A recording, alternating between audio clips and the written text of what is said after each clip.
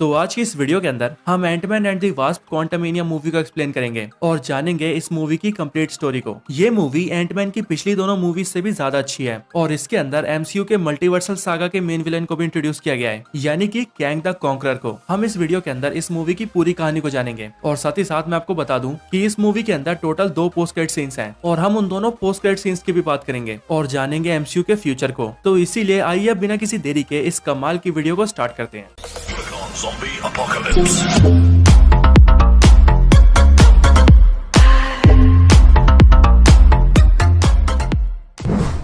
तो मूवी की शुरुआत होती है क्वांटम रियल्म से, जहां पर हम सबसे पहले होप की मदर जेनेट वैन डाइन को देखते हैं। ये सीन असल में उस टाइम का होता है जिस टाइम पर जेनेट क्वांटम रियल्म के अंदर फंसी हुई होती है। अब जो भी लोग क्वांटम रियल्म के बारे में नहीं जानते उन्हें मैं बता दूं कि एमसीयू के अंदर क्वांटम रियल्म एक अलग ही दुनिया है और ये दुनिया अर्थ के नीचे एग्जिस्ट करती है और इस दुनिया में जाने के लिए किसी को भी बहुत छोटा होना पड़ता है। अब मूवी की शुरुआत में जब जेनेट क्वांटम रियल्म के अंदर होती है तब उसके ऊपर कुछ मॉन्स्टर्स हमला कर देते हैं, जिसके बाद जेनेट उन सबसे लड़ने लगती है। पर तभी एक मॉन्स्टर जेनेट के ऊपर भारी पड़ने लगता है और ऐसा लगता है कि वो जेनेट को जान से मार देगा। पर तभी एक लेजर बीम उसे आकर लगती है और वो मॉन्स्टर खत्म हो जाता है। और फिर जब जेनेट पीछे देखती है तब उसे पीछे दिखता है कैंग द कॉन्करर और जेनेट से मिलते ही कैंग उससे पूछता है कि ये कौन सी जगह है। पर फिर इसके बाद ही पूरा सीन सैन फ्रांसिस्को के अंदर एंटमैन पर शिफ्ट हो जाता है और हमें प्रेजेंट टाइम का सीन दिखाया जाता है। यहाँ पर हम स्कॉट लैंग को देखते हैं जो कि सैन फ्रांसिस्को के अंदर अपनी नॉर्मल लाइफ जी रहा होता है। सभी लोग स्कॉट लैंग की इज्जत करते हैं क्योंकि उसने एवेंजर्स के साथ मिलकर दुनिया को बचाया था और इसीलिए हर जगह पर उसे स्पेशल ट्रीटमेंट मिलती है। एंटमैन काफी खुश होता है क्योंकि अब उसके पास उसकी बेटी कैसी के साथ साथ एक पूरी फैमिली थी, जिसके अंदर वो, उसकी बेटी कैसी, होप, जेनेट और हैंक पिम थे। सब कुछ काफी अच्छा चल रहा होता है। पर फिर तभी एक दिन स्कॉट लैंग को जेल से फोन आता है और उसे जेल के अंदर बुलाया जाता है। और फिर जब वो होप के साथ जेल में जाता है तब उसे पता लगता है कि वहां पर उसकी बेटी कैसी लैंग को अरेस्ट कर लिया गया है। सब कुछ पूछे जाने पर स्कॉट लैंग को ये पता लगता है कि उसकी बेटी कैसी को इसीलिए अरेस्ट किया गया है क्योंकि कैसी ने होमलेस लोगों को बचाने के लिए पुलिस के ऊपर हमला कर दिया था और पिम पार्टिकल्स का यूज करके एक पुलिस कार को भी छोटा कर दिया था। पर फिर स्कॉट लैंग कैसी को वहां से निकाल लेता है और उसे अपने साथ घर ले जाता है। इसके बाद स्कॉट लैंग के घर में उसके साथ उसकी पूरी फैमिली होती है और फिर वो सभी एक साथ डिनर करके एक रूम के अंदर जमा होते हैं, जहाँ पर कैसी सबको बताती है कि वो काफी टाइम से क्वांटम रियल्म के ऊपर स्टडी कर रही है और क्वांटम रियल्म को अच्छे से समझने के लिए हैंक पिम और होप ने भी उसकी काफी हेल्प की है और इसीलिए उनकी हेल्प की मदद से उसने एक ऐसा डिवाइस बना लिया है जो कि सैटेलाइट की तरह क्वांटम रियल्म के अंदर सिग्नल भेज सकता है। इसके साथ ही यहीं पर डॉक्टर हैंक पिम सबको बताते हैं कि उन्होंने भी अपनी चींटियों के ऊपर कुछ एक्सपेरिमेंट किए हैं और इसीलिए अब उनकी चींटियां इतनी एडवांस हो चुकी है कि अब वो उनके इन्वेंशंस में भी उनकी काफी मदद करती है। इसके बाद ही कैसी अपनी बनाई हुई मशीन को एक्टिवेट भी करती है और उस मशीन के जरिए क्वांटम रियल्म के अंदर सिग्नल भेजने लगती है। ये देखकर फैमिली के सारे लोग काफी खुश होते हैं। पर होप की मदर जेनेट ये देखकर बहुत गुस्सा हो जाती है और कैसी से बोलती है कि जल्दी से जल्दी इस मशीन को बंद करो। पर जब सब लोग जेनेट से इस बात का रीजन पूछते हैं तब जेनेट बिना कुछ बोले ही उस मशीन को ऑफ कर देती है। मशीन को बंद करने के बाद जेनेट सबको बताती है कि ये करना बिल्कुल भी ठीक नहीं है क्योंकि क्वांटम रियल्म बहुत खतरनाक जगह है और वो वहाँ पर 30 सालों तक रही है, इसीलिए वो उस जगह के बारे में अच्छे से जानती है। इसके आगे वो ये भी बोलती है कि उसके रहते हुए क्वांटम रियल्म के अंदर बहुत सी चीजें हुई हैं और उन चीजों के बारे में उसने आज तक किसी को नहीं बताया है, पर अब वो इस बारे में सबको बताना चाहती है। लेकिन फिर जेनेट क्वांटम रियल्म के बारे में कुछ बोलती है उससे पहले ही कैसी का बनाया हुआ डिवाइस अपने आप ही एक्टिवेट हो जाता है और अपने आसपास की हर चीज को अपने अंदर खींचने लगता है, जिस वजह से कैसी, स्कॉट लैंग, होप, जेनेट और डॉक्टर हैंक पिम सारे के सारे लोग उसके अंदर खींचे चले जाते हैं और सीधा पहुंच जाते हैं क्वांटम रियल्म के अंदर। पर क्वांटम रियल्म के अंदर जाते जाते वो पांचों लोग 2 हिस्सों में बढ़ जाते हैं, जिनमें से एक हिस्से के अंदर स्कॉट लैंग और कैसी होते हैं और दूसरे हिस्से के अंदर होप, जेनेट और डॉक्टर हैंक पिम होते हैं। अब क्वांटम रियल्म के अंदर आने के बाद स्कॉट लैंग और कैसी के पास कुछ ऐसे लोग आ जाते हैं जो कि क्वांटम रियल्म के अंदर ही रहते हैं और वो सभी उन दोनों को पकड़कर अपने साथ ले जाते हैं। उन दोनों को अपने अड्डे पर लाने के बाद वो सब कैसी और स्कॉट लैंग के आगे बहुत कुछ बोलते हैं, पर उन सब की लैंग्वेज हमारी लैंग्वेज से काफी अलग होती है, इसीलिए स्कॉट लैंग उनकी कोई भी बात नहीं समझ पाता। और फिर इसीलिए वो सभी एक लाल रंग का लिक्विड लेकर आते हैं और उस लिक्विड को कैसी और स्कॉट लैंग को पिला देते हैं और जैसे ही वो दोनों उस लाल लिक्विड को पीते हैं वैसे ही उन्हें वहाँ खड़े सभी लोगों की लैंग्वेज समझ में आने लगती है। यहाँ पर पहले तो वो सभी स्कॉट लैंग और कैसी को अपना दुश्मन समझते हैं, लेकिन फिर उन्हीं की टीम में एक ऐसा मेंबर होता है जो कि दूसरों का दिमाग पढ़ सकता था और फिर जब वो मेंबर आकर स्कॉट लैंग से बात करता है और उसके दिमाग के अंदर चल रहे ख्यालों को पढ़ता है तब उसे पता लगता है कि वो सब कोई दुश्मन नहीं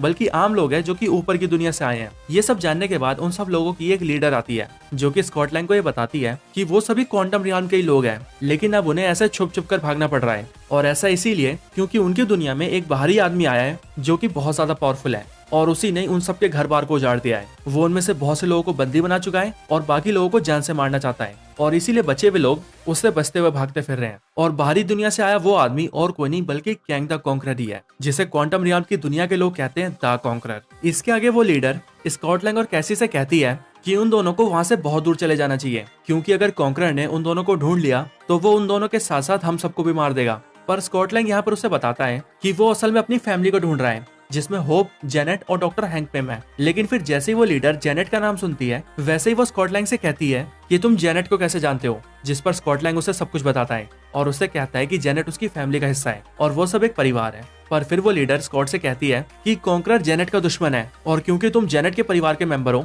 इसलिए कॉन्करर जेनेट के साथ साथ तुम्हें भी मार देगा, इसीलिए तुम लोगों को जल्द से जल्द यहाँ से निकलना चाहिए। लेकिन फिर स्कॉट इसके आगे कुछ समझ पाता उससे पहले ही उन सब के ऊपर अटैक हो जाता है और वो अटैक देखकर वो लीडर कहती है कि ये अटैक कॉन्करर नहीं करवाया है और उसने हम सबको ढूंढ लिया है। असल में क्वांटम रियल में होने वाले ज्यादातर गतिविधियों के बारे में कैंग को पता ही लग जाता है और इसीलिए वो ये भी जान चुका था कि जेनेट क्वांटम रियल के अंदर आ चुकी है। पर जेनेट से भी बढ़कर कैंग के लिए एंटमैन जरूरी था और एंटमैन कैंग के लिए इतना जरूरी क्यों है ये आपको कहानी में आगे पता चलेगा। यहाँ पर जब कैंग के लोग एंटमैन और क्वांटम रियल के लोगों के ऊपर अटैक कर देते हैं तभी हम यहाँ देखते हैं कि उस आर्मी को मोडोक कंट्रोल कर रहा है। मोडोक यानी कि mechanical organism designed only for killing, और ये मोडोक और कोई नहीं बल्कि एंटमैन 1 मूवी का विलन येलो जैकेट यानी कि डैरेन क्रॉस है, जो कि एंटमैन मूवी की लास्ट सीन के अंदर एंटमैन से लड़ते वक्त क्वांटम रियल के अंदर फंस जाता है और उसकी बॉडी का पूरा डिजाइन बदल जाता है। पर यहाँ पर आने के बाद कैंग उसे पकड़ लेता है और फिर कैंग उसे अपनी आर्मी में शामिल करता है और उसे एक एडवांस सूट देता है जिस सूट के अंदर बहुत से वेपन्स फिट होते हैं, जिसके बाद डैरेन क्रॉस कहलाता है मोडोक।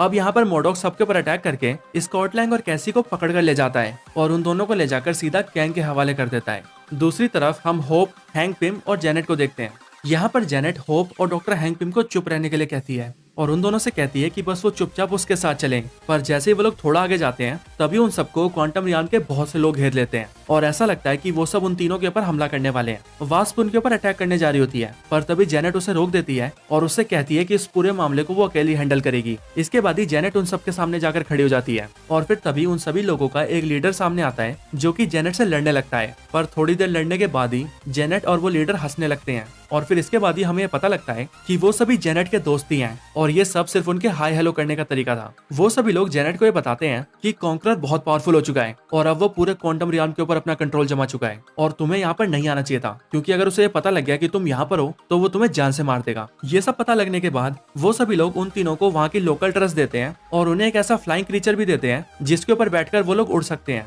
उस फ्लाइंग क्रीचर के ऊपर बैठकर वो तीनों वहाँ से उड़कर दूर जाने लगते हैं। पर रास्ते में होप जेनेट से पूछती है, मॉम ये सब क्या चल रहा है हमें बताइए। और फिर जेनेट होप और डॉक्टर हैंक पिम को पूरी कहानी सुनाती है। वो उन दोनों को बताती है कि सालों पहले जब वो क्वांटम रियल के अंदर फंस गई थी तब वो अकेले यहाँ पर रहा करती थी, लेकिन फिर तभी एक दिन उसे एक दोस्त मिला और उसका वो दोस्त और कोई नहीं बल्कि कैंग ही था। और फिर यहीं पर हमें बैक स्टोरी दिखाई जाती है। जेनेट कैंग से मिलती है जहाँ पर कैंग उसे अपने बारे में बताता है कि उसका नाम नथानियल रिचर्ड्स है और वो दूसरे टाइम से आया हुआ एक साइंटिस्ट है। यहाँ पर कैंग नॉर्मल ड्रेस में होता है, यानी कि एक ह्यूमन ड्रेस के अंदर। आगे वो जेनेट को बताता है कि उसने अपने बहुत सालों के रिसर्च के बाद अपने टाइम में एक ऐसे मशीन को इन्वेंट किया था जिस मशीन के जरिए वो किसी भी यूनिवर्स में जा सकता था। पर यह सब सुनकर जेनेट काफी हैरान हो जाती है क्योंकि उसे पता लगता है कि मल्टीवर्स सच में एग्जिस्ट करता है। कैंग उसे बताता है कि उसके यूनिवर्स के अलावा भी दुनिया में बहुत से यूनिवर्सेस हैं और वो अब तक बहुत से यूनिवर्सेस में घूम चुका है और इसीलिए वो ट्रैवलर भी है जिसे अलग अलग यूनिवर्सेस में जाना बहुत पसंद है। लेकिन अभी उसके मशीन के अंदर एक छोटी सी खराबी आ गई है क्योंकि जो पावर सोर्स उसकी मशीन को पावर देता है वो खराब हो चुका है, इसीलिए वो क्वांटम रियल के अंदर फंसा हुआ है। इसके आगे वो जेनेट को ही बताता है कि अगर उन दोनों ने मिलकर उस पावर सोर्स को ठीक कर दिया तो उस मशीन के जरिए वो दोनों अपने अपने टाइम में वापस जा सकते हैं। जेनेट ये बात सुनकर काफी खुश हो जाती है और फिर इसीलिए वो कैंग के साथ मिलकर उस पावर सोर्स के ऊपर काम करने लगती है और सालों तक मेहनत करने के बाद वो उस पावर सोर्स को फिर से ठीक कर देती है।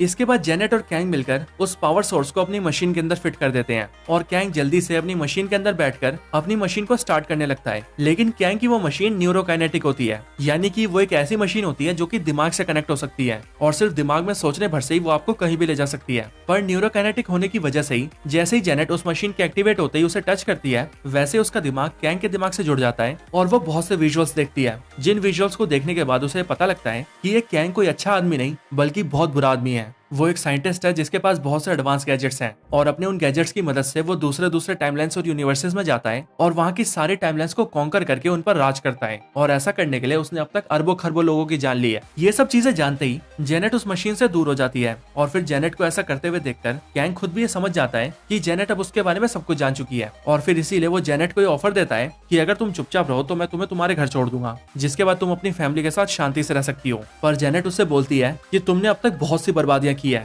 और अब तुम मेरे टाइमलाइन को भी खराब कर दोगे। लेकिन फिर कैंग उससे कहता है कि वो बाकी टाइमलाइंस पर कब्जा तो करेगा लेकिन वो उसकी टाइमलाइन को छोड़ देगा क्योंकि यहाँ से बाहर निकलने में उसी ने उसकी इतनी हेल्प की है। पर ये सब बात सुनने के बाद भी जेनेट उससे बोलती है कि तुम हत्यारे हो जिसने अब तक अरबों खरबों लोगों को मारा है और अगर तुम यहाँ से बाहर निकल गए तो तुम आगे भी ऐसा करते रहोगे, इसीलिए मैं तुम्हें यहाँ से कभी बाहर नहीं जाने दूंगी। और फिर ये बोलते ही जेनेट उस मशीन से उसके पावर सोर्स को बाहर निकाल लेती है और उस पावर सोर्स को लेकर वहाँ से भागने लगती है। लेकिन फिर तभी कैंग अपने ओरिजिनल फॉर्म में आता है और अपनी पावर से जेनेट को पकड़ लेता है। और फिर जब जेनेट ये समझ जाती है कि वो कैंग से बचकर नहीं भाग सकती, तभी वो अपनी जेब से डॉक्टर हैंक पिम के इन्वेंशन को निकालती है और उसकी मदद से उस पावर सोर्स को बहुत बड़ा कर देती है। जिसके बाद ही जैसे वो पावर सोर्स बहुत बड़ा हो जाता है वैसे ही वो कैंग के किसी काम का नहीं रह जाता, क्योंकि वो पावर सोर्स तभी काम करेगा जब वो उसके एक्चुअल साइज में आकर उस मशीन के अंदर फिट किया जाएगा। इसके बाद जेनेट किसी तरह से कैंग से बचकर भाग जाती है और सालों तक उससे बचती हुई भागती रहती है। जिसके बाद एक दिन डॉक्टर हैंक पिम आकर जेनेट को क्वांटम रियाम से बाहर निकाल लेते हैं, जैसा कि हमने एंटमैन की सेकंड मूवी के अंदर देखा था। इसके बाद जेनेट की स्टोरी खत्म होती है और वो होप और हैंक पिम से कहती है कि उसने क्वांटम रियाम के अंदर बहुत कुछ सहा है और इसीलिए उसने अपनी फैमिली से ये सब कभी नहीं कहा, क्योंकि जेनेट ये जानती थी कि अगर ये सब वो अपनी फैमिली को बताएगी तो उसकी फैमिली बहुत परेशान हो जाएगी। इसके बाद जेनेट होप और हैंक पिम के साथ क्वांटम रियाम की एक अनजान जगह पर जाती है और उस अनजान जगह पर लाकर जेनेट भी होप और डॉक्टर हैंक पिम को वही लिक्विड पिलाती है जो लाल रंग का लिक्विड स्कॉट लैंग और कैसी ने पिया था। और उस लिक्विड को पीने के बाद ही होप और हैंक पिम भी वहाँ के लोगों की लैंग्वेज को समझने लगते हैं। और फिर इसी के आगे जेनेट एक आदमी से मिलती है जिसका नाम होता है क्राइलर। उससे अपनी फैमिली को मिलवाते हुए वो सबको बताती है कि वो उसका दोस्त है। वहाँ पर जेनेट क्राइलर से मदद मांगती है पर क्राइलर उसकी मदद करने से मना कर देता है और उससे कहता है कि वो उन सबको छोड़कर बीच में भाग गई थी। पर फिर तभी हम देखते हैं कि कैंग के कुछ आदमी वहाँ पर पहुंच जाते हैं और क्राइलर कैंग के आदमियों से कहता है कि वो उन तीनों को पकड़कर ले जा सकते हैं। ये जानने के बाद ही होप, जेनेट और हैंक पिम तीनों उन सबसे लड़ने लगते हैं और किसी तरह से अपनी जान बचाकर क्राइलर के स्पेसशिप में बैठकर वहाँ से भाग जाते हैं। इसके बाद ही स्पेसशिप के अंदर उड़ते उड़ते होप किसी तरह से स्कॉटलैंड के सिग्नल को ट्रेस कर लेती है, जिसके बाद उन्हें पता लग जाता है कि स्कॉटलैंड और कैसी कहाँ पर है और फिर वो उसकी लोकेशन को ट्रेस करते करते वहाँ पर जाने लगते हैं। दूसरी तरफ स्कॉटलैंड और कैसी जो कि कैंग के पास होते हैं, वो दोनों कैंग से पूछते हैं कि वो आखिर कौन है और ये सब क्यों कर रहा है। जिसके बाद कैंग उन दोनों को अपने बारे में बताता है और उनसे कहता है कि वो है कैंग द कॉन्करर और वो टाइमलाइंस को कॉन्कर करता है। और सिर्फ वही नहीं बल्कि दूसरे यूनिवर्सेस के अंदर उसके जितने भी वेरिएंट्स हैं वो सभी टाइमलाइंस को ही कॉन्कर करते हैं। लेकिन अब क्योंकि वो कैंग के दूसरे वेरिएंट से ज्यादा पावरफुल था, इसीलिए बाकी के सारे कैंग्स ने मिलकर उसे क्वांटम रियाम के अंदर फंसा दिया ताकि वो यहाँ से कभी बाहर न निकल पाए। वैसे यहीं पर मैं आप सभी को बता दूं कि मार्वल कॉमिक्स के अंदर कैंग के सभी वेरिएंट्स को कई बार दिखाया गया है जो कि कई चीजों पर एक साथ फैसला लेते हैं। और जब कैंग के सारे वेरिएंट्स एक साथ इकट्ठा होते हैं तब इन्हें कहा जाता है काउंसिल ऑफ कैंग्स और इनके इकट्ठा होने के लिए एक प्रॉपर जगह है जो कि दिखने में बिल्कुल एक बैटल एरिना की तरह लगती है। इसके आगे कैंग स्कॉटलैंड से कहता है कि स्कॉटलैंड को उसके लिए काम करना होगा और अगर उसने उसका काम कर दिया तब वो उसे उसका बीता हुआ वक्त भी वापस कर देगा, वो वक्त जो स्कॉटलैंड अपनी बेटी के साथ नहीं बिता पाया, ताकि वो अपनी बेटी के साथ फिर से अपनी जिंदगी को जी सके। पर कैंग की बातें सुनकर एंटमैन ये समझ जाता है कि कैंग बहुत ही बुरा आदमी है और इसीलिए वो उसका काम करने से मना कर देता है। लेकिन एंटमैन के मना करते ही कैंग अपने टैग का यूज करके कैसी को हवा में उठा लेता है और उसे जान से मारने की धमकी देता है और फिर इसीलिए कैसी की जान बचाने के लिए एंटमैन कैंग का काम करने के लिए राजी हो जाता है। इसके बाद कैंग एंटमैन को लेकर बाहर आता है और उसे वही पावर सोर्स दिखाता है जो उसने जेनेट के साथ मिलकर बनाया था। कैंग एंटमैन से कहता है कि उसे अपने एंटमैन सूट का यूज करके बहुत छोटा होना है और उस पावर सोर्स के कोर के अंदर जाना है और फिर वहां पहुंचकर उसे पिम पार्टिकल्स का यूज करना है और पिम पार्टिकल्स को यूज करके उस पावर सोर्स को छोटा कर देना है ताकि कैंग उसका यूज करके क्वांटम रियाल से बाहर निकल सके। यहीं पर उनके साथ मोडॉक भी होता है जो कि एंटमैन से कहता है कि उसे यह काम जल्द से जल्द करना होगा क्योंकि वो जितनी देर वहां पर रुकेगा उसे वहां पर उतनी अलग अलग चीजें दिखाई देंगी। इन सब के बाद एंटमैन सीधा उस पावर सोर्स के अंदर कूद जाता है और बहुत ज्यादा छोटा होकर उस कोर के अंदर जाने की कोशिश करता है। पर वहीं पर एंटमैन के और भी वेरिएंट्स बनने लगते हैं जिनमें से कुछ छोटे होते हैं, कुछ बड़े होते हैं और कुछ उसी के साइज के होते हैं। पर फिर स्कॉटलैंड के सारे वेरिएंट्स एक साथ मिलकर उस पावर सोर्स को छोटा करने की कोशिश करने लगते हैं। दूसरी तरफ जेनेट, होप और हैंक पिम एंटमैन और कैसी की लोकेशन को ट्रेस करते हुए उसी जगह पर पहुंच जाते हैं और होप अपने स्पेसशिप से बाहर आकर एंटमैन की मदद करने के लिए सीधा उस पावर सोर्स में कूद जाती है और फिर होप और एंटमैन दोनों मिलकर पिम पार्टिकल्स को यूज करते हैं और उस पूरे पावर सोर्स को छोटा कर देते हैं। इसके बाद एंटमैन उस पावर सोर्स को उठाकर कैंग को देने जा रहा होता है पर तभी जेनेट और हैंक पिम आकर उसे रोक देते हैं और उससे कहते हैं कि अगर उसने ऐसा किया तो वो यहाँ से बाहर निकल जाएगा और सारी दुनिया को बर्बाद कर देगा। पर एंटमैन उनसे कहता है कि कैसी उसकी कैद में है और अगर उसने ऐसा नहीं किया तो वो कैसी को मार देगा। वो लोग बातचीत कर ही रहे होते हैं कि तभी वहाँ पर कैंग आ जाता है और एंटमैन से वो पावर सोर्स मांगता है, पर एंटमैन उससे कहता है कि वो पहले कैसी को छोड़े, लेकिन कैंग ऐसा करने से मना कर देता है और उससे कहता है कि वो कैसी को वापस नहीं करेगा, पर उसे फिर भी पावर सोर्स चाहिए। ये सुनते ही एंटमैन उससे कहता है कि उसने डील तोड़ी है और इसीलिए वो पावर सोर्स उसे नहीं देगा, पर कैंग अपने टैग का यूज करके उन सबको पेल देता है और उस पावर सोर्स को छीनकर वहाँ से भाग जाता है। इसके बाद ही कैंग वहाँ पर मोडोक को भेज देता है और मोडोक वहाँ आकर उनके स्पेसशिप को तोड़ देता है ताकि वो सब लोग कैंग के पीछे भी ना पाए। पर ये सब होने के बाद डॉक्टर हैंक पिम सबको बोलते हैं कि मुझे आप सबसे किसी को मिलवाना है, और फिर जैसे ही सब लोग पीछे देखते हैं वैसे उन्हें वहाँ पर दिखती है बहुत सारी चींटियां जो कि पहले से काफी ज्यादा एडवांस हो चुकी थी। यहाँ पर हैंक पिम सबको बताते हैं कि जब वो लोग क्वांटम रियल्म के अंदर खिंच गए थे तब उन पांचों के साथ साथ उनकी बहुत सी चींटियां भी अंदर आ गई थी, और वैसे तो हमने यहाँ पर सिर्फ एक ही दिन गुजारा है, लेकिन क्योंकि क्वांटम रियल्म के अंदर टाइम और स्पेस सबके लिए अलग अलग होता है, इसीलिए इन चींटियों ने यहाँ पर हजारों जिंदगियां जी ली है, और इसीलिए यहाँ पर रहते हुए ये लोग इतनी एडवांस हो चुकी है कि अब इनका दिमाग एक साइंटिस्ट से भी बढ़कर हो चुका है। और यहाँ पर भी मैंने इन्हें नहीं ढूंढा है बल्कि इन चींटियों ने मुझे ढूंढा है। इसके बाद ही वो चींटियां उनकी मदद करती है और उनके स्पेसशिप को पहले की तरह ठीक कर देती है, जिसके बाद ही वो सभी तैयार होकर स्पेसशिप से उड़ जाते हैं और कैसी को बचाने के लिए कैंग के पास जाने लगते हैं। दूसरी तरफ कैंग मोडोक को ऑर्डर देता है कि वो कैसी को जान से मार दे, और फिर तभी हम देखते हैं कि कुछ सोल्जर्स कैसी को पकड़ कर ले जा रहे होते हैं, लेकिन कैसी के पास भी एक एंटमैन सूट होता है जो कि उसने डॉक्टर हैंक पिम के लैब से निकाला होता है, और फिर अपने उसी सूट को पहनकर कैसी लैंग बनती है स्ट्रेचर, जिसके बाद ही वो अपने सूट की मदद से उन सारे सोल्जर्स को पेल देती है और वहाँ से निकलकर भागने लगती है। रास्ते में वो देखती है कि वहाँ पर बहुत से सोल्जर्स कैद हैं, और फिर इसीलिए वो सीधा वहाँ जाकर क्वांटम रियल्म में रहने वाले उन्हीं लोगों के लीडर को निकाल लेती है जिस लीडर से वो लोग पहले मिले थे, और फिर उसके साथ ही मिलकर वो उस जेल के अंदर से सारे सोल्जर्स को बाहर निकाल लेती है, जिसके बाद क्वांटम रियल्म के सारे लोग आजाद हो जाते हैं। फिर तभी हम देखते हैं कि कैसी लैंग कैंग की उस बिल्डिंग के अंदर एक रूम में जाती है और वहाँ के जरिए क्वांटम रियल्म के सारे लोगों को ये मैसेज देती है कि अब वो सब आजाद है, और इसीलिए अगर वो सब अब मिलकर लड़े तो वो सारे एक साथ मिलकर कैंग को हरा सकते हैं। कैसी की बातों को सुनकर क्वांटम रियल्म के सारे लोग एक साथ इकट्ठा हो जाते हैं और कैंग की बिल्डिंग के ऊपर अटैक करने आ जाते हैं। दूसरी तरफ एंटमैन, होप, जेनेट और हैंक पिम चारों भी कैंग की बिल्डिंग के बाहर आ जाते हैं और एंटमैन जेंटमैन बन जाता है। वहाँ कैसी के पास मोडोक आ जाता है जो कि उसे मारने की कोशिश करता है, लेकिन कैसी अपने सूट की मदद से उससे फाइट करती है और उसे दूर पटक देती है और उसे पटक कर वहाँ से जाने लगती है। पर तभी मोडोक उससे कहता है कि लड़ो और या तो मुझे मारो या फिर मरो, पर कैसी उसे समझाती है कि वो ऐसा ना करे और कैंग को रोकने में उनकी मदद करें, क्योंकि अगर कैंग यहाँ से निकल गया तो वो सबकी दुनिया बर्बाद कर देगा, उनकी भी। और फिर इसीलिए कैसी की बातों को सुनकर मोडोक बदल जाता है और वो कैंग के खिलाफ हो जाता है। दूसरी तरफ कैंग पावर सोर्स का यूज करके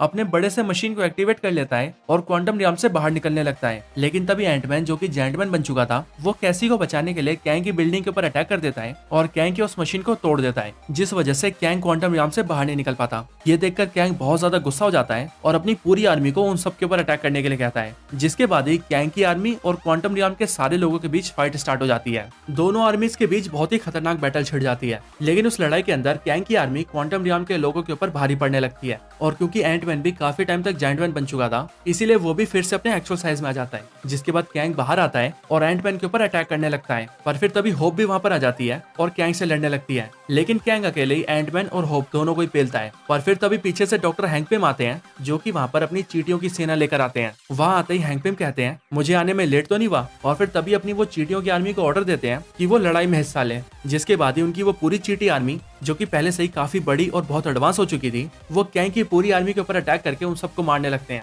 और कुछ चींटियां कैंग के ऊपर भी हमला कर देती है। कैंग उनसे बचने की और उन्हें मारने की कोशिश करता है, पर क्योंकि वो बहुत सारी होती है इसीलिए वो कैंग के ऊपर हावी हो जाती है, जिस वजह से कैंग काफी जख्मी हो जाता है और उसके बहुत से गैजेट्स टूट जाते हैं। इसके बाद उन सबको लगता है कि उन्होंने उस लड़ाई को जीत लिया है, और फिर इसके बाद डॉक्टर हैंक पिम और जेनेट मिलकर किसी तरह से उस बचे हुए पावर सोर्स को यूज करके एक पोर्टल खोल देते हैं, जिसके जरिए वो लोग अपने टाइमलाइन के अंदर अपने घर पहुंच जाते हैं। लेकिन वहाँ पर डॉक्टर हैंक पिम, जेनेट और होप तो चले जाते हैं, पर जैसे कैसी और एंटमैन वहाँ से जाने लगते हैं तभी कैंग उनके ऊपर अटैक कर देता है, पर एंटमैन सही टाइम पर उस अटैक को देख लेता है और कैसी को धक्का देकर उस पोर्टल के पार भेज देता है, पर वो खुद वहीं पर रह जाता है, जिसके बाद कैंग एंटमैन को दूर फेंक देता है और भागते हुए उस पोर्टल से बाहर जाने की कोशिश करता है, पर एंटमैन उसे रोक देता है, जिसके बाद उन दोनों के बीच बहुत ही खतरनाक फाइट होती है। लेकिन कैंग एंटमैन को बहुत बुरी तरह से मारता है, पर फिर तभी वास्प उस पोर्टल के जरिए दोबारा अंदर आती है और एंटमैन की मदद करते हुए कैंग के ऊपर अटैक करती है, जिसके बाद ही उनकी लड़ाई के दौरान ही कैंग अपनी एक मशीन से जाकर टकरा जाता है, जिससे निकलने वाला पावर सोर्स कैंग को अपने अंदर खींच लेता है और ऐसा लगता है कि कैंग खत्म हो चुका है। लेकिन मैं श्योर हूँ कि कैंग यहाँ पर मरा नहीं है और वो फ्यूचर में वापस जरूर आएगा। इसके बाद ही एंटमैन और होप दोनों उस पोर्टल के पार चले जाते हैं और उनका पूरा परिवार अपनी दुनिया में आ जाता है, और दूसरी तरफ क्वांटम रियल्म के अंदर भी वहाँ के सारे लोगों को उनका घर वापस मिल जाता है। इसके बाद एंटमैन अपनी फैमिली के साथ अपनी लाइफ को नॉर्मल जीने लगता है और सब कुछ ठीक हो जाता है, और ये मूवी भी इसी के साथ यहीं पर खत्म हो जाती है। अब इस मूवी के अंदर 2 पोस्ट क्रेडिट सीन है, जिनमें से पहले क्रेडिट सीन के अंदर हमें कैंग के 3 वेरिएंट्स दिखाए जाते हैं और उन तीनों में से एक वेरिएंट तो अनजान होता है, लेकिन दूसरा वेरिएंट लॉर्ड इमोर्टस होता है और तीसरा वेरिएंट रामाटट होता है। और यही रामाटट फैंटास्टिक फोर का मेन विलन भी होने वाला है। कैंग के तीनों वेरिएंट्स आपस में बात कर रहे होते हैं कि एंटमैन और उसकी फैमिली को मल्टीवर्स और हमारे सारे वेरिएंट्स के बारे में पता लग चुका है, इसीलिए इतने सालों के अंदर जिन भी टाइमलाइंस को उन्होंने कॉन्कर करके रखा है वो उनके हाथों से वापस छीन सकता है। इसीलिए वो सभी प्लान करते हैं कि उन्हें एंटमैन और उसकी फैमिली का कुछ करना होगा और उनका क्या करना है इस बात को डिस्कस करने के लिए उन्होंने वहाँ पर कैंग के सारे वेरिएंट्स को बुलाया है। और फिर इसके अगले सीन में हमें काउंसिल ऑफ कैंग्स की झलक मिलती है, जिसके अंदर हम देखते हैं कैंग के सारे वेरिएंट्स को। और यहाँ पर 1 नहीं, 2 नहीं, 10 नहीं, 20 नहीं, 1000 नहीं, बल्कि लाखों कैंग के वेरिएंट्स होते हैं। अब इसके बाद बात करें दूसरे क्रेडिट सीन की, तो वो क्रेडिट सीन लोकी के सीजन 2 से जुड़ा है, जिसके अंदर हम देखते हैं कि कैंग का एक वेरिएंट टीचर है जो कि अपने सामने खड़े कुछ लोगों को कुछ पढ़ा रहा है और सामने खड़े लोगों में एक लोकी और मोबियस भी होते हैं, जहाँ पर लोकी मोबियस को बता रहा होता है कि ये तुम्हें अच्छा दिख रहा है लेकिन ये अच्छा नहीं बल्कि बहुत बुरा आदमी है। और फिर इसके साथ ही ये सीन भी यहीं पर खत्म होता है और ये वीडियो भी यहीं पर खत्म होती है। तो बस यही Ant Man and the Wasp Quantumania movie की कंप्लीट एक्सप्लेनेशन वीडियो थी। आपको ये वीडियो कैसी लगी मुझे कमेंट्स में जरूर बताएं और अगर आपका कोई और रिकमेंडेशन हो तो वो भी जरूर बताएं। इसके अलावा अगर आप लोग हमारे चैनल की और भी कई कमाल की वीडियोस देखना चाहते हैं तो मैंने कई वीडियोस के लिंक डिस्क्रिप्शन में डाले हुए हैं, अगर आप चाहें तो डायरेक्टली वहां से भी देख सकते हैं या फिर आप हमारे चैनल में भी जा सकते हैं जहाँ पर आपको हमारी वीडियोस के सारे कलेक्शन मिल जाएंगे। तो बस आज की इस वीडियो में इतना ही, इस वीडियो को यहीं पर एंड करते हैं। ये वीडियो अच्छी लगी हो तो इसे लाइक जरूर करें, चैनल को सब्सक्राइब नहीं किया तो भी कभी सब्सक्राइब करें। बाकी मैं आपसे मिलता हूँ ऐसे किसी और बेहतरीन वीडियो में, तब तक के लिए गुड बाय।